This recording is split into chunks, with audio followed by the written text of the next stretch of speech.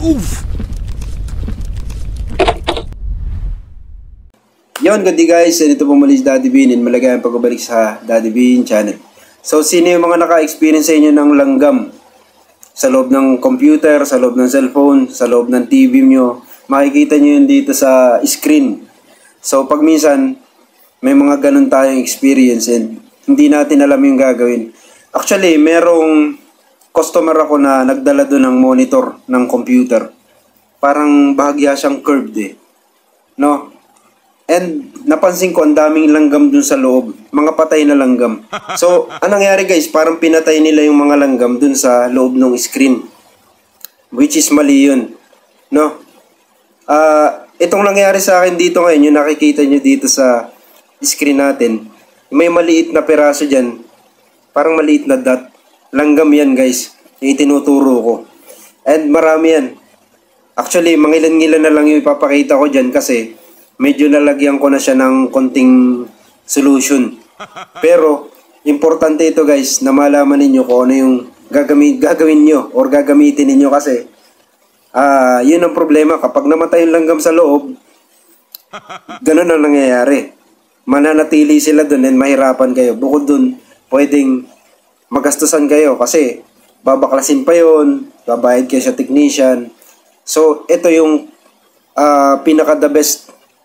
Sabihin na natin hindi man pinaka-the best pero effective. No? And papanoorin natin tong video na to guys. No? Papakita ko sa inyo kung paano siya nagawa. So ito muna, ipakita natin yung mga langgam na nakita ko. Actually, kukunti na to eh. Kita nyo ba yan? Pagapang-gapang sila sa loob ng screen. Itong hayop na to, nasa labas yan kaya natanggal ko. Pero isang napapansin ninyo, may mga papakita, kita nyo yun, yan, tinuturo ko, nasa ilalim na siya ng screen. Ito, nasa may parting itaas naman ito, isang ito. Kita nyo. Okay, stop muna natin yan dyan. So, bakit nga ba pumapasok sila sa screen? Sabi ng iba, kapag tag-ulan, pwedeng yung mga langgam pumupunta sa itaas na bahagi, sa matataas na bahagi. O kaya taglamig kasi medyo mainit dun sa loob ng TV. And pinaka-the best na paliwanag guys, kaya sila nakakapasok sa mga cellphone, sa laptop, sa mga monitor kasi maliliit sila. Nakakasuot sila sa maliliit na butas and pwede silang mamahay doon. No? And isang nakakagalit nga ito kasi pag minsan iisipin mo, nako, baka masira yung cellphone ko, yung TV ko, yung monitor ko, yung laptop ko. Diba? Gastos yun. So, anong nangyari guys? Naisip ko dito. Sprayan siya. Common yun na maiisip natin. Sprayan siya ng insect repellent gaya ng baygon, yung mga pumapatay ng langgam para mawala sila. Actually, hindi po mangyayari yun. Dahil kung halimbawa sobrang daming langgam dun sa loob, no? Katulad nung unang nakita ko to, medyo madami sila eh. No? May mga ginawa na lang ako, kaya ako konti-konti na lang sila. Nung bago ko i-video ito, para may ilang minuto na, may ginawa na ako. So, yun. Pero kung makikita nyo yung unang footage na hindi, kung makikita nyo yung unang nakita ko noon, grabe. Talagang as in parang syudad na may mga dumadaan doon sa ilalim ng LCD. No? Una ko palang ginawa, nag-blower ako ng hair dryer. Naisip ko mali din yun, baka mamatay sila or madamage yung TV pag sobrang init ng hair dryer. So, hindi rin sila basta mapapalis ng init. Yun namang baygon, pag sinubukan nyo sprayan yan, mamamatay sila and mananatili lang sila dun sa loob ng TV. So, ipapakita ko sa inyo guys kung anong ginawa ko, no? So, ito, papakita natin. So, dito, isang mapapansin ninyo, tinutok-tok ko siya. Iwasan yung ganun-ganunin guys. Mapalakas yung tok-tok yung ganun. Baka magkalit-litsi yung TV nyo. So, iwasan nyo ring diinan. Okay, meron tayo dito ito na. Meron tayong tissue. So, manipis na tissue ang kailangan and yung paminta. Kita nyo ba yan? Ground na pepper, black pepper. So, yan, maganda yan. So, dalawa yung ginamit ko guys. Nabasa ko lang din to nung nag-research ako. Pwede yung kape. Yan, granules na kape, pwede rin. Or yung kahit yung Nescafe na nabibili natin sa tindahan. And ibabalot natin yan dyan sa manipis na tissue. So mas maganda yung maninipis na tissue, gaya niya facial tissue. Isang peraso lang, kasi pag minsan tupla yan, no? So dito ibabalot natin siya, and yan, ganyan na itsura. Kita nyo ba? Sasabihin ko sa inyo mamaya kung ano yung pinaka-the best na gamitin ninyo, kasi nagtesting ako ng dalawa dito, no? And dito ididikit natin siya dyan sa ilalim, no? So paano nga ba natin malalaman kung saan ididikit? Usually, dikit mo siya dun sa ilalim ng TV kung saan may butas. Pero kung halimbawa yung TV ninyo walang butas sa ilalim, pero karaniwan guys, sa mga TV pala, ang mga TV natin usually may butas talaga sa ilalim yan. Vent kasi yan, air inlet yan eh. Habang umiinit yung board dun sa mismong gitna, laging kasi wala silang blower, 'di ba? So parang anong nangyayari is ventilation lang. So anong nangyayari, parang mula sa ilalim papasok yung hangin, then lalabas siya sa taas. So yun yung normal na ventilation, no? And karaniwan sa mga TV ganun. Kahit sa mga laptop, may mga cellphone tayo, pwedeng ganun din. Yung mga cellphone naman, pwede nyo rin gawin ito. Pero pakunti-kunti lang na peraso, no? Pwede nyo pagpagan sa loob ng konti, dun sa loob ng o kaya itabi nyo sa paminta.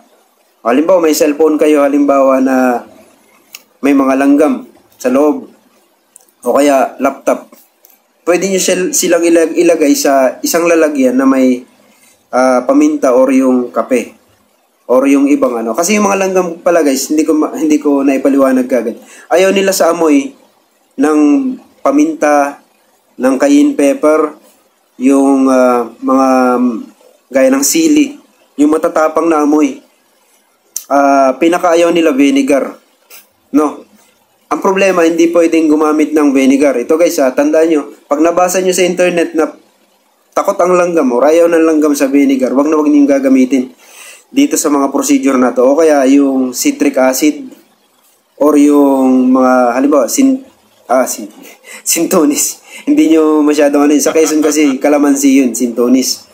So iwasan nyo yun guys, kasi pag pumasok sa loob ng electronics yun, nahigop ng laptop natin or na-expose yung mga electronics doon, meron silang epekto sa mga pyesa. So nakakasira siya sa madaling salita, no? So itong ginamit natin, yung black pepper, yung kape, friendly yan. Okay, hindi sila acidic. Although ayaw pa rin ang langgam sa kanila. Okay, so dito ipapakita ko sa inyo kung ano yung kasunod nating ginawa, no? So dito, ipinapakita natin yung pinagdikitan natin. So gumamit lang ako dyan ng masking tape. Kita nyo ba? Dalawang masking tape sa ilalim. Nakaganyan. O pwede rin doblihan na papaganyan. Para hindi basta-basta malaglag. Pero sakto lang kasi magaan lang naman yan. Konti-konti lang ilalagay yung ingredient, paminta, tsaka coffee. Pero abangan nyo mamaya kung alin yung mas maganda. No, tuloy lang natin to. So, idinikit ko siyang ganyan. Then, yun. Hayaan nyo lang siya dyan ng mga ilang oras, kinabukasan. And tingnan nyo kung ano mangyayari. No? Papakita natin sa mga susunod na video kung ano mangyayari. And kung ano yung mas maganda. No? Eto. Yan. Pinapakita na natin, binuksan natin, kinaumagahan to. And titingnan natin kung may mga langgam pa. So dito, baby shark. Baby shark. Isang mapapansin nyo dito guys, wala na ako nakikitang langgam doon sa ilalim. Di ba? Baby shark. Baby shark. Tik, tirik, tirik. Yan. Kita nyo, malinis na siya kasi ang epekto ng mga inilagay natin, ayaw ng mga langgam yung mga amoy nun. So, ang paliwanag dyan kasi guys, isa pa, ang mga langgam napakalakas ng mga senses niyan. Napipick up nila yung mga yun. Agad-agad. So, makakakita kayo kaagad ng mga resulta within a few minutes, within a few hours. Makita nyo mag-aalisan sila dun. No? Malaki ang chance. Kasi nangyari din dito sa ginawa ko. Kita nyo ba? Oo. Malinis na siya. Wala na ako nakikita mga langgam. Pero, pwedeng yung langgam ay pumunta sa ibang area. Pero hanggat nandyan yan, hihigupin yan yung amoy nung black pepper, di ba? Hihigupin niya papunta dun sa taas. And posibleng umalis talaga yung mga langgam. And lagyan nyo lang sila ng daan kung saan sila, kung saan sila pupunta or something. Yung iba ang ginagawa nila, nilalagyan ng trap. Ano ba yun? Yung parang sticky pad na merong treat sa gitna. No? Parang nakakabili sa Shopee nun eh. Check nyo na lang. Pero ang killer yun. So, ilidikit nyo siya dun sa mga, halimbawa yung platform kung saan gusto nyo pumunta yung langgam, malapit siya dun sa TV or laptop. At didikit sila dun kasi pupunta sila dun eh. Parang ma-i-enggan nyo sila na pumunta dun at lalabas sila. Pero itong ginawa natin, repellent ito. Hindi ito killer, no? So, hindi natin papatayin yung mga langgam. Bawal pag sa mga electronics kasi pwede silang pag namatay sila dun, katulad sa TV, pwedeng mag-reside sila dyan sa mga monitor na yan. So, hassle yun. Kapag may mga langgam kayo nakikita dyan sa monitor nyo, bad trip yun. Diba? Isang mapapansin nyo dito, malinis na siya. Wala na ako nakikitang, ano tag dito? Okay, wala na ako nakikitang mga langgam-langgam na umiikot-ikot doon sa pinakang monitor natin. Okay, gaya na sinabi natin, pwedeng gamitin ito sa mga cellphone, sa mga laptops, monitors ng computer or something. Pwede nyong ilagay yung mga material na yun or yung mga element na yan. No? And ipapakita ko sa inyo ngayon kung ano yung pinaka-the best. No, pinaka-the best na gamitin. Kasi ito, itong susunod na video natin. Yan. Malinis na siya, di ba? Ayan, yan. So ito guys, yung tissue kung saan nandun yung kape. Okay? Ginamit natin Great Taste. Mas maganda kasi sa akin yun, bukod sa mura, pag kasi yung mga buo-buo, parang, yung mga powdered na type ng kape, parang ang bilis maano sa amin. Pero itong ginagamit ko na Great Taste, medyo hindi siya mabilis magbuo-buo kapag nagiging humid yung hangin. So dito nga, dahil humid yung hangin dito sa lugar natin, lalo na pag tag-ulan, anong nangyari dito sa kape guys, gel, parang nagkatubig siya. So parang, anong nangyari, parang siya, delikado rin to, pwedeng dumikit-dikit ito kung saan-saan.